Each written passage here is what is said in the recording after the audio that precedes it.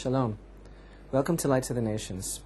We're continuing our study of Maimonides, the Rambam, in the section of the laws pertaining to the building of the temple. And we're about to begin Halacha Dalid, the fourth entry in this section of Hilchot Beit HaBechira, the laws pertaining to the chosen house. And we're still at a stage where Maimonides is explaining in a very basic way the details pertaining to the commandment, and now he's begun already to make some comparisons between the tabernacle and the structure of the temple, and he's going to be getting more and more specific and more detailed as we continue in our study regarding the exact nature of every component of the temple, how everything is made, where it is situated, why it is necessary, and we're going to see that this is indeed a very detailed study. At this point, though, we're still in a preliminary stage where we are really establishing some basic guidelines and some basic concepts as far as how all of this came about, how it's derived, and certain, I think, major principles that serve as our guide when we come today to fulfill these commandments. So, case in point, before I really begin this halacha, halacha Dalid, the fourth halacha, is I received an email this week from a fellow, and he wrote, "Why is it that I see on your site all of these depictions of the second temple, of Herod's temple?" He said, "Is that the era that you want to go back to? I don't see that description written anywhere in the Torah. I don't see that there's a Torah concept of the way the temple appeared in the time of the second temple, and why don't you go and change your symbol and stop dwelling on that?"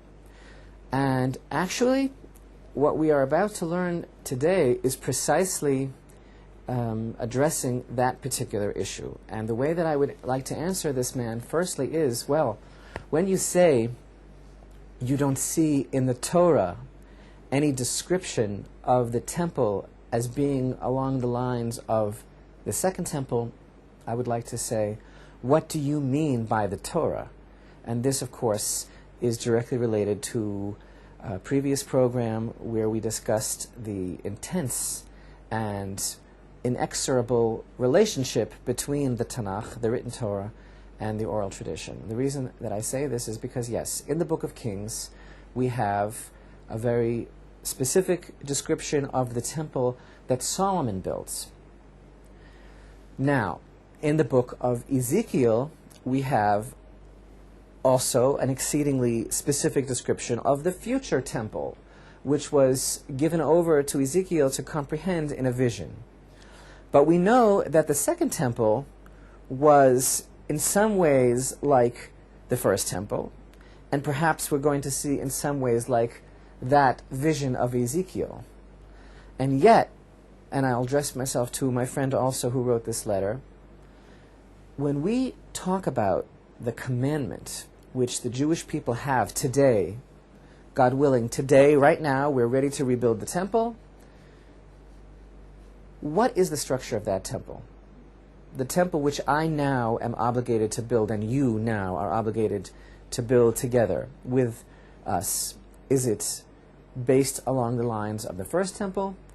Is it based along the lines of Ezekiel's vision? And this is precisely what the Rambam wants to teach us here. And this is my answer to you, my friend who wrote that email. Why are we dwelling on the structure and the form of the second temple? So please listen very carefully.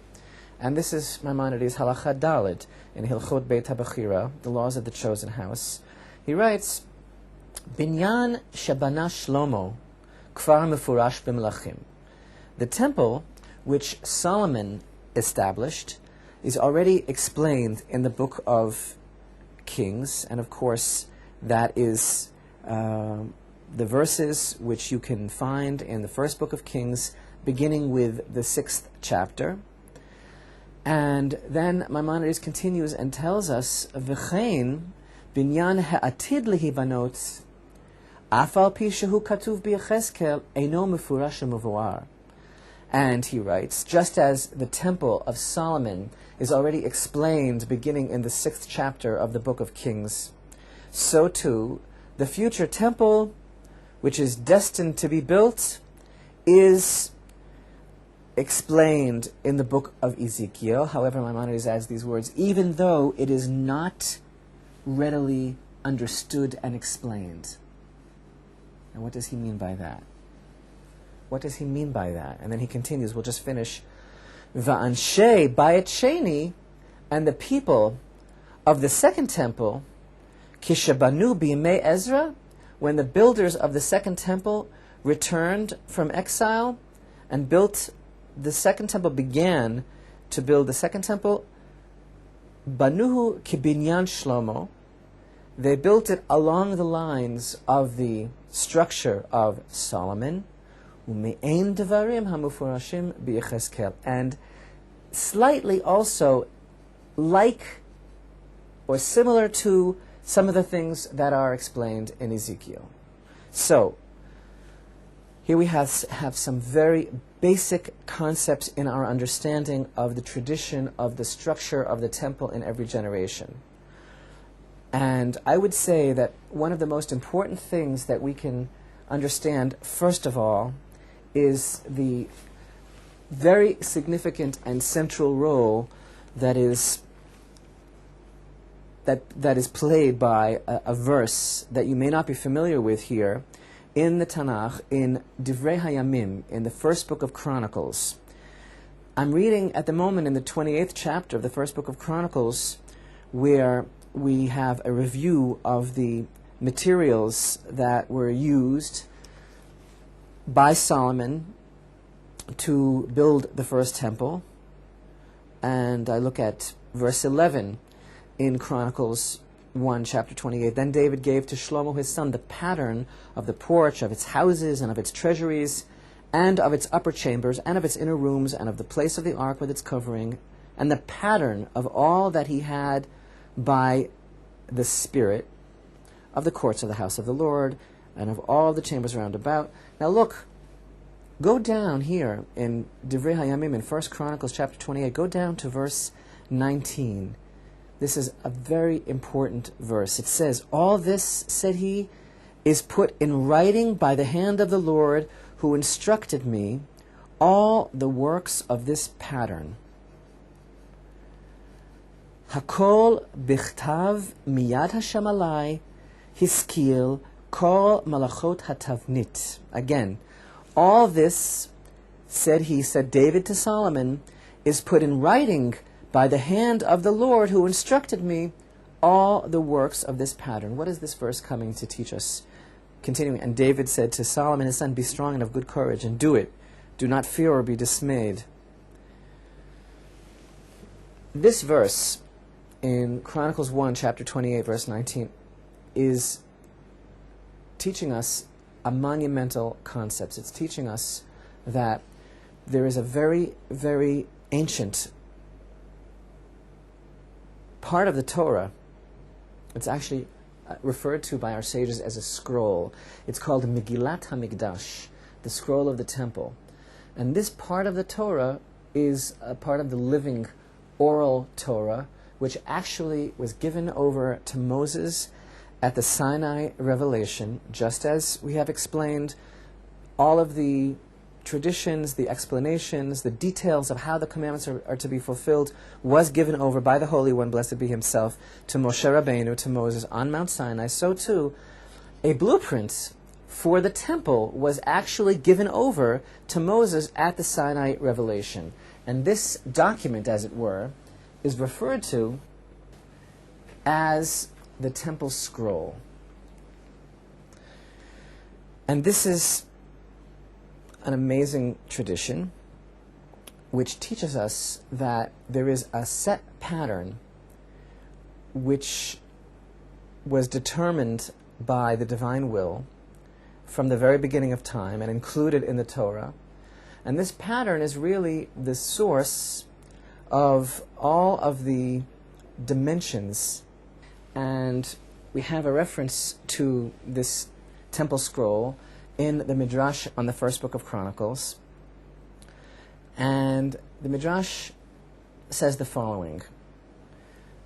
A scroll exists, the scroll of the Holy Temple. Moses stood at attention and received it from the Holy One, blessed be He. Joshua stood and received it from Moshe. Joshua arose and gave it to the elders. The prophets stood and received it from the elders. The prophets arose and gave it to David. David stood and gave it to Solomon his son. And this scroll, the Midrash ends with these words, this scroll may be expounded and interpreted. Now this idea basically teaches us that the plan which David taught his son Solomon regarding all of the details of the structure of the temple and what was to be included was all part of a pre-existing plan, the temple scroll. The details of this plan had been handed down in every generation from Sinai. And actually our sages tell us that this scroll contained diagrams and details of the temple and its vessels.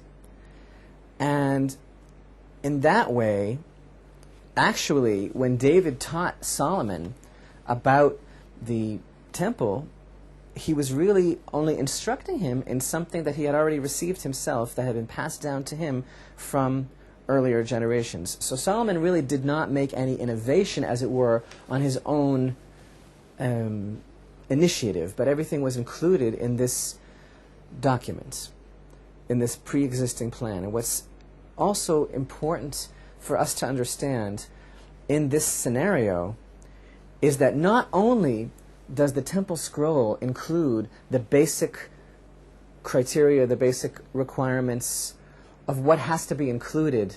Now get this, because this is really important.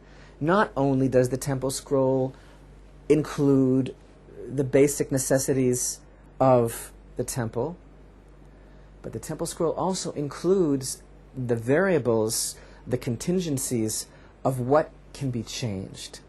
In other words, the temple scroll contains the fixed aspects of the temple as well as those aspects of the temple which can be, as our sages ended that midrash that we read, that beautiful midrash, the details of the temple that can be interpreted and explained and clarified. In other words, today, 2006, when we come, Be'ezrat Hashem, with God's help, to build the temple, we are not going to be building it exactly as it would have been built were the conditions prevalent in our day the same as they were 2,000 years ago.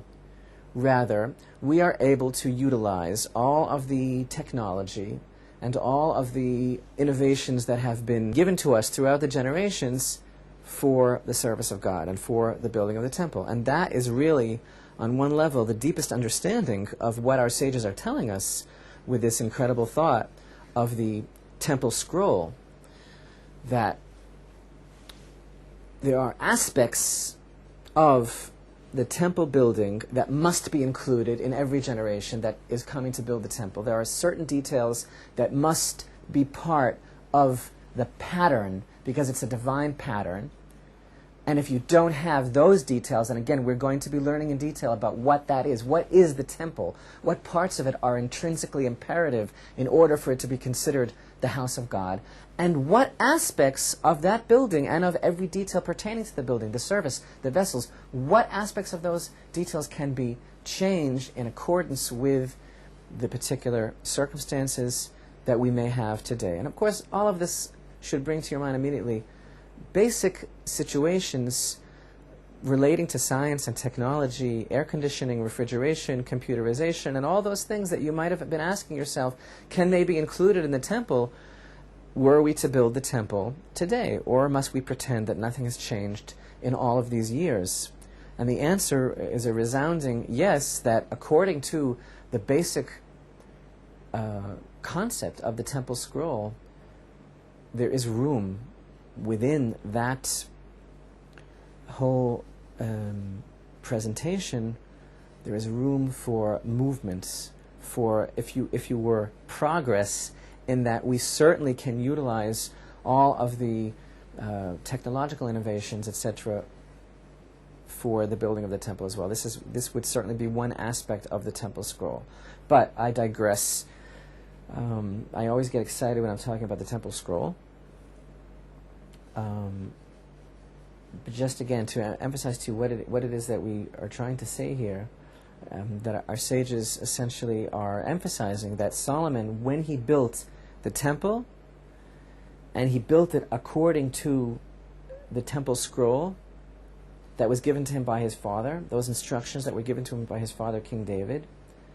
This is a tradition that comes all the way from Sinai, all of those details of the temple that Solomon built. What did the Rambam teach us so far in this section, Halacha Daled? Again, he told us the building that Solomon built is explained in the Book of Kings, beginning in chapter 6. The future building it appears in the Book of Ezekiel, although, as Maimonides says, that is not explained. And the men at the time of the Second Temple, in the days of Ezra, when they began to rebuild the temple, they built it according to the building of Solomon, and also similar to that which appears in Ezekiel.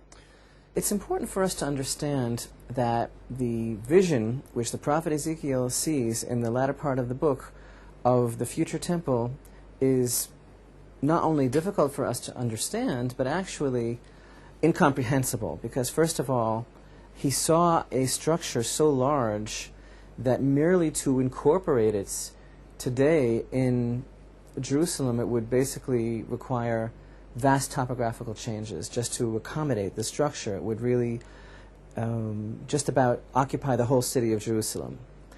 And in general, it's important to understand that the book of Ezekiel, to some extent, the sages expressed an opinion that it's kind of like a closed book. In other words, it's an element of prophecy which is very rarefied, it's very, very mystical.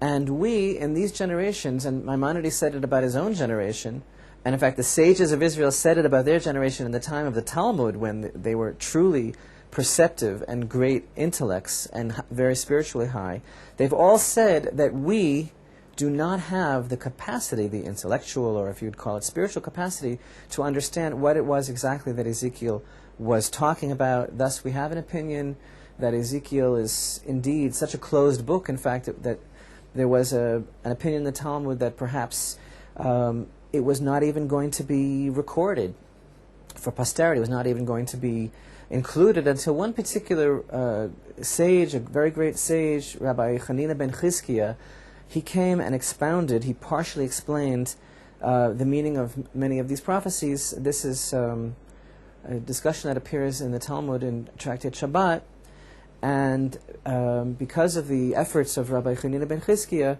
the prophecy of Ezekiel was in fact considered to be somewhat more accessible, but still there is an overriding feeling and opinion that the book is inaccessible, and certainly those portions that deal with the future temple.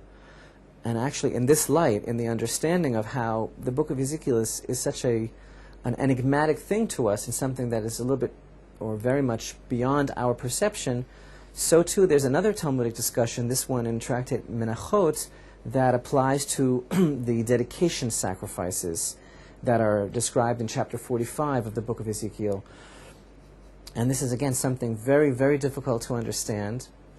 And there in Tractate Menachot, our sages actually state that the prophet Elijah, who will come in the future and elucidate us before the arrival of the Messiah, and who will teach us all of those mysteries of the Torah that we don't comprehend now, well, here too, the prophet Elijah will simply have to come and explain to us what the true meaning of this section of the book of Ezekiel is regarding the dedication sacrifices, because in the meantime, there's no explanation that we are capable with our limited intellect of understanding. This is exactly what our sages in Tractate Menachot tell us.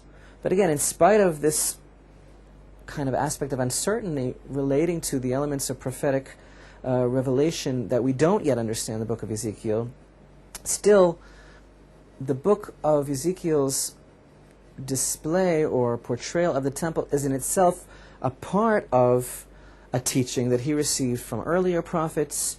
It is, in fact, part of Megillat HaMikdash. It's part of the temple scroll. But what we need to understand is that what Maimonides is really teaching here is that what is obligatory upon Israel to rebuild the temple is that which is outlined in the temple scroll.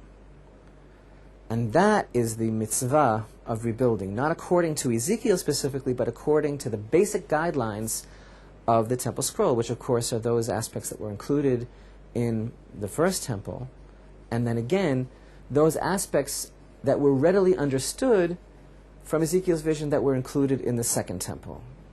And again, this is a really important concept for us to understand, that when the builders of the second temple returned in the days of Ezra, they included in that structure a number of aspects that are based on Ezekiel's vision, such as the courts, which are 4 unroofed chambers that appear in the 4 corners of the women's court, and several other aspects, including the closed gate on the southern side of the entrance to the sanctuary and the width of the altar. All of these things are derived from Ezekiel's vision. In other words, the second temple was a combination of the first temple with certain changes that were based on Ezekiel's vision.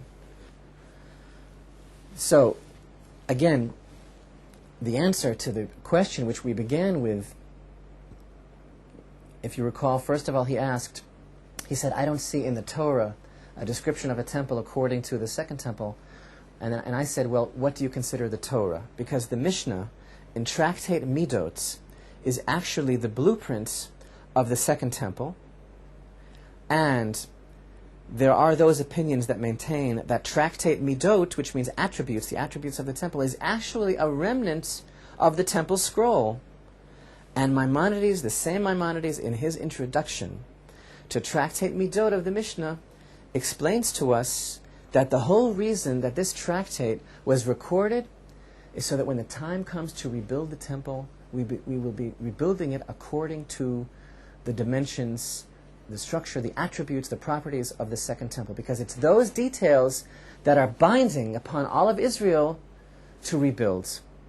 Not according to the first temple, which appears in Kings, and not according, at this point, to Ezekiel, simply because we don't really understand it. Let's admit it. We don't fully understand it. So we build according to the lines of the second temple, which is that which is established by our sages for all generations as the line of reasoning for the temple. When such time arrives that we are blessed with God, with a perception to understand exactly what it was that Ezekiel is driving at, then those things will be included. And so our sages teach that the basic requirements to be included in the temple are those that were included later on, not at this early period, and we're going to be studying more about this, not at this early period in the beginning of those that came back with Ezra, but later, that which was included in Herod's temple, that was the establishing line. We're going to learn exactly why that's so.